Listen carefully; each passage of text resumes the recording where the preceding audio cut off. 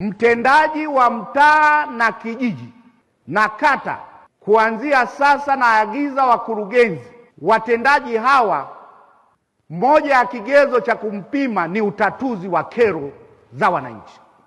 La pili, kila ofisi ya mtendaji wa kata, kijiji au mtaa kuwepo na bango ukitaka usitake tutakuandikia baada ya kikao hiki, linaloeleza pale kwamba kila Jumatano ya wiki utasikiliza kero za wananchi, na tutaweka utaratibu wa kupita kuangalia bango hilo lipo halipo. Tutakulazimisha, tutakujazia watu hakuna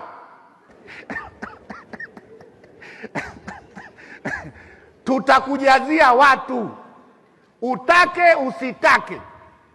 Lakini lingine, kwa sababu asilimia kubwa ya kero ni ardhi, kila afisa ardhi wa halmashauri atenge siku ya Jumatano. Ushiki faili lolote, tangaza na tutakuwekea bango kwenye ofisi yako, unasikiliza kero za ardhi.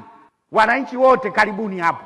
Mheshimiwa Rais anaposema nataka kuacha tabasamu, ataliacha tabasamu kama sisi tulio chini tunatoa tafsiri halisi za kuwa karibu na wananchi na kuwasikiliza, ndio ataacha tabasamu. Sisi ni sehemu ya kumsaidia Mheshimiwa Rais kuacha tabasamu. Wakurugenzi lazima mtenge dawati la kero katika halmashauri yako. Yale yaliyotoka kwenye kata yawasilishwe haraka. Tenga siku kabisa Jumatano. Na katika haya nasema mimi nitakuwa na ziara za kushtukiza tu. Naamua tu kwenye mtaa fulani hivi siku ya Jumatano nijue kama kweli jambo hili linatekelezwa. Na management, kila inapofika mwisho wa mwezi, andaeni bango kitita ya kero mlizozipokea na kuziwasilisha kwa mkuu wa wilaya.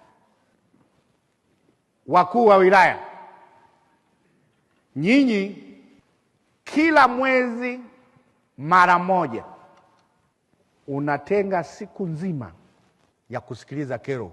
Wewe itakuwa inakusaidia kuangalia umetoka kata gani, utasikia mambo mengi.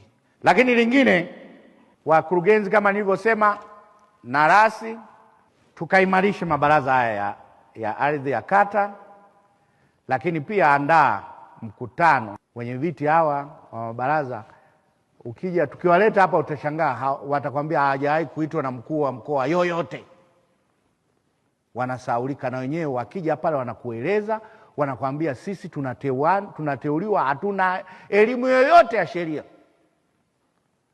Kwa hiyo tujengeeni uwezo na sisi tuwe na uelewa.